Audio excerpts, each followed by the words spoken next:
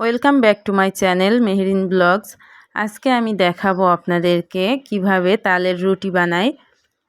তালের রুটি বানানোর জন্য তালের গুলা নিয়ে নিয়েছি একটা পাতিলে, আর এখন চুলাটা অন করে ভালো করে নাড়াচাড়া করে এটা বলক তুলে নিয়েছি।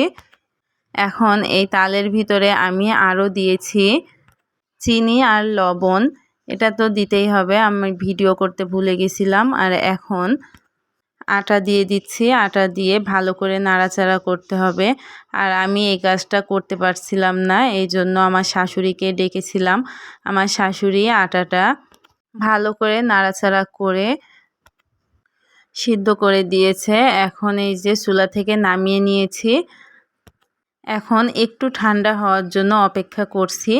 আর তারপর ভালো করে হাতের সাহায্যে মধ্যে নিয়ে একটা সুন্দর মসৃণ ডো তৈরি করেছি। এটা যত ভালো করে মধ্যে নেওয়া হবে রুটিটাও ততটাই পারফেক্ট হবে। এখন আমি রুটি বানাতে চলে এসেছি। প্রথমে রুটিটা তো আমি বানাচ্ছিলাম। যখন এই রুটিগুলো বানাচ্ছিলাম তখন আমি ছিলাম আমার শ্বশুর বাড়িতে। সবাই একসাথে গল্প করছিলাম আর রুটি বানাচ্ছিলাম। আর এদিকে আমার ছোট্ট দেবর আমাকে সাহায্য করছিল রুটি বানানোর জন্য। দেখেন ও কত সুন্দর করে রুটিটা বানাচ্ছে। আসলে বাচ্চারা যেটাই করে সেটাই তো অনেক ভালো লাগে, তাই না? আমার মেয়ে ওর সাথে খেলছে, ও রুটির ডোটা গোল করে দিচ্ছে। ওরা চাচা আর ফুপু দুইজন খেলছে।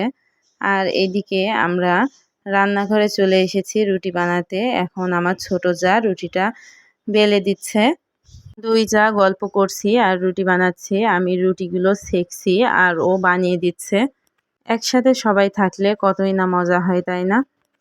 ফাইনালি আমার সব রুটি বানানো শেষ। এই রুটিটা খেতে অনেক বেশি মজার হয়। আপনারা কি কেউ কখনো খেয়েছেন? অবশ্যই আমাকে কমেন্টে জানাবেন। আল্লাহ হাফেজ।